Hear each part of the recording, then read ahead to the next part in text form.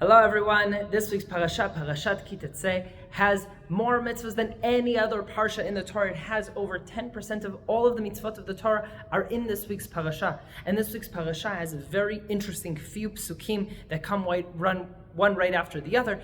It tells us that an Ammoni and Moavi can never convert, they can't become part of the nation. Why? Because they did not greet us when we left Egypt. They did not greet us with water and with bread. And because of the story of Bilam that he came to curse us and everything that happened over there. A few psukim later it tells us, do not hate an Egyptian because you were a ger in their land. You were a visitor, you were a guest in their land. Kind of strange type of comparison that we have over here. On one hand, we have Egyptians that enslaved us, tortured us, took our kids, used them as bricks inside building the cities if we didn't meet the quota, tortured us and killed us completely. And them, after 3 generations, they can convert. We're not allowed to hate them. We need to show some sort of compassion and love towards them. And these nations of Amon and Moav, these nations, because they didn't greet us with water and because we had some conflict and they tried to curse us and get rid of us, that's why they can never convert. They're the only ones that are not allowed to convert, that we're not allowed to accept them because there's something so rotten about them. Kind of strange. But if we look back, all the way back to the book of Bereshit, the story of who Amon and Moav are.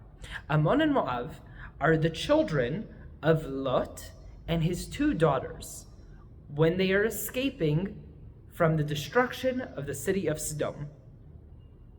Now, when they're escaping the city of Sodom, there's Lot and his 2 daughters. His wife turns into a pillar of salt, but that's it. Just the 3 of them are the survivors of the city of Sodom.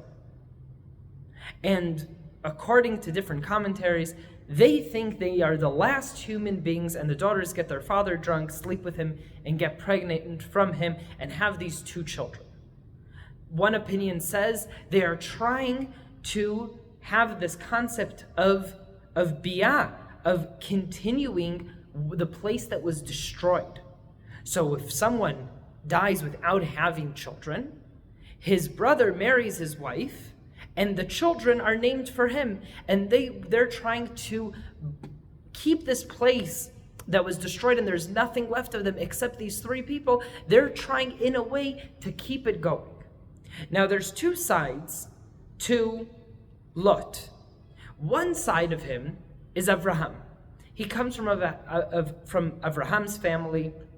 He grows up with that hachnasat orchim, welcoming in guests, and how do you treat people with justice and tzedakah and all of these good things that we see in Lot's life. But at the same time, he also has the Sodom part in him. These children that are coming from Lot and his daughters have a very big question about them. Are they Abrahamic or are they Sodomites, right? Where do they fall? What is inside of them? What is their neshama? When we see that Avraham has a brit at 100 years old, and he sees guests, three idol worshippers coming from the distance, he gets up and runs to them, and he welcomes them in, and he does everything that he possibly could. He gives them meat, and he takes care of all of their needs. People he's never met before. People he has no relationship with. That is giving and helping. That is the Abrahamic side. The Sodom side is, I take. Mine is mine, yours is yours. We have nothing to do with each other. Everyone in this jungle is out for is taking care of themselves. We're not working together. I'm not helping you. You're not helping me. You do you. So when we leave Egypt and we are begging for a little bit of compassion from people that were saved, the whole Ammonite and Moabite nations only existed because Abraham goes and saves Lot. So they owe us. They owe us their lives. And what are we asking for? A little bit of water, a little bit of compassion. And they won't. we see that they have that Sodom side of them, that part of them that says, I take care of myself and you take care of yourself. We don't work together. But then they take a step further and go worse and say, let's eradicate them from the world. Let's erase them. We don't want that feeling of, oh, we may owe someone something. Let's erase them. Let's go get a prophet to curse them. Let's start a war with them. Let's try to finish them off completely.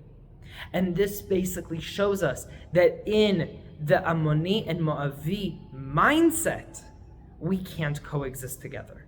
There isn't a situation where they will come into the nation and be a part and have that Jewish side, that Abrahamic side, because they've lost it.